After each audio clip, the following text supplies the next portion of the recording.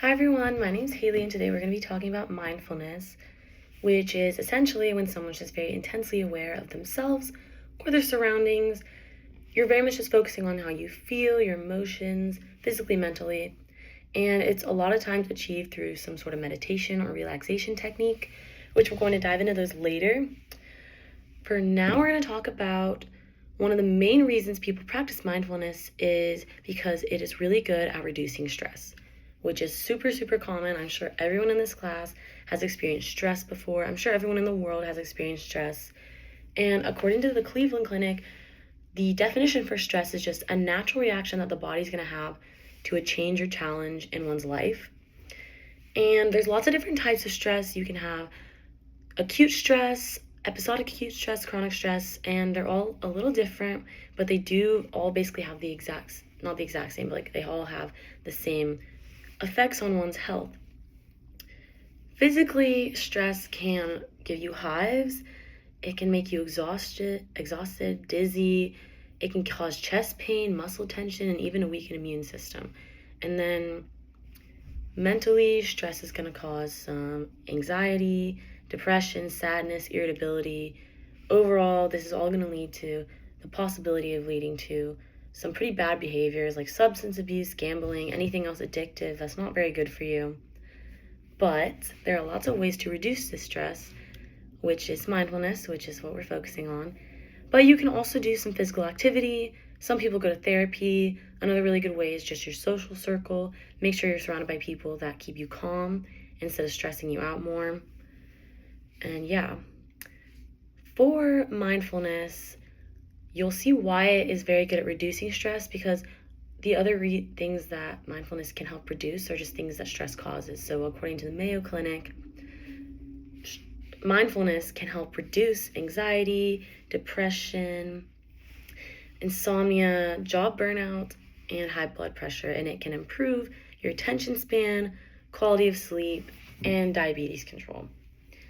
And I went and saw a more specific thing that mindfulness can affect, and that is your risk of Alzheimer's disease, which I found this article through the FSU Libraries website. And basically they had this experiment where they had one group of people who they didn't have do any mindfulness practices or techniques, and another group that they did consistently. And then afterwards they would have these people do a cognitive test, and then they would they would do like a body scan to find out if they had the proteins beta amyloid and tau throughout their body, like how much of it they had. And for the results ended up being that people who had the mindfulness techniques, they scored higher on the cognitive test, so they had less cognitive decline, which cognitive decline is a really big part of the Alzheimer's disease.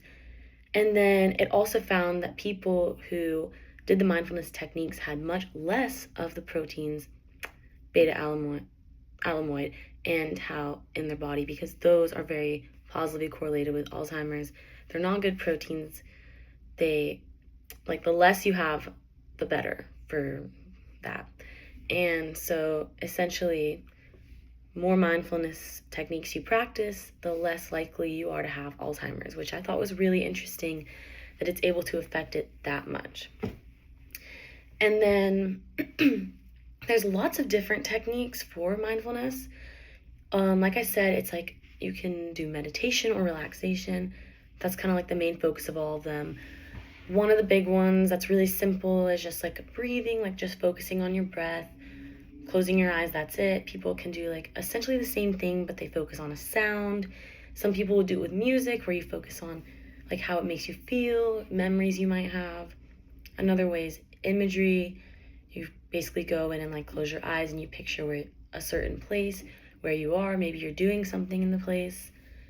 So those are all like examples of practices you can do for mindfulness. The one that I want to focus on is the full body scan, because I've actually done this one before I even realized it was a mindfulness technique, because my parents told me about it, and I even had some coaches tell me about it, I'm pretty sure. Basically though, excuse me. Basically, what you're going to do is you get in a neutral position, so you can either be sitting kind of up in a chair like this, just sit up straight, feet firmly planted on the floor. You should be relaxed in this position still. Another way, which is how I usually do it, is laying down on the ground or just somewhere and then having your palms up usually, just as long as you're comfortable and in a good position. And then you're going to focus on one body part at a time and slowly move through the body. When you're focusing on the body parts, you're going to focus on how they feel, kind of like mind to muscle connection. I like to do a thing where I try to relax each body part as I do it. So I usually try to start with my feet or toes, and then I'll move up through the rest of my legs into my core and my arms, neck. I even like to do my brain as well. I kind of try to relax my brain. I like to do this a lot because I like to do it before I go to bed if I'm having trouble sleeping. And also sometimes I've done it before workouts because, like I said, that mind to muscle connection, it kind of makes me feel more in tune with my body. And I definitely would recommend it. It, like I said, it kind of just clears your mind, relaxes you. You definitely feel better after it. It doesn't take that long. But yeah, that's pretty much everything. You just need to know mindfulness is super good for you. I did used to practice it a lot more than I do now. I kind of slacked off, but this is kind of like a really good reminder how good it can be for you. So I definitely want to start incorporating it more into my daily routine. And yeah, thank you so much.